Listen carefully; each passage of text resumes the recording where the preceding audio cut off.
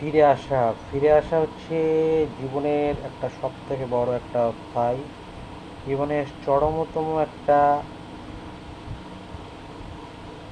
গভীর, চরমতম একটা চ্যালেঞ্জিং, চরমতম একটা অবিস্মরণীয়, চরমতম একটা ফ্যাসিনেটিং জার্নি।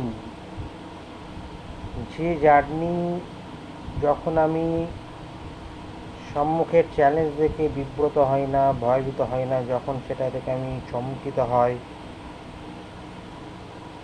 কিন্তু আমি আরও বেশি চমকিত হই যে যখন এই সমস্ত চ্যালেঞ্জ লোকে যার সঙ্গে খাপ খায় নেয়,